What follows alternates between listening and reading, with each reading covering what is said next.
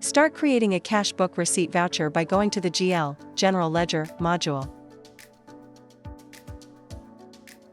Click on Cash Book Entry. Then, click New to create a new entry. Select New Receipt Voucher. Begin by entering the payer's name, the person or company making the payment. Enter the description. The voucher number and date will be auto-filled, but you can edit these fields if needed. Select the appropriate payment method such as bank transfer, cash, check. If the payment is by check, enter the check number. Choose the account number that corresponds to where the payment will be credited.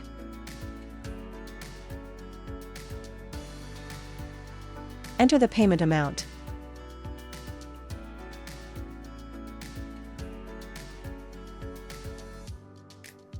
Once entered, the system will automatically allocate the amount to the payment column.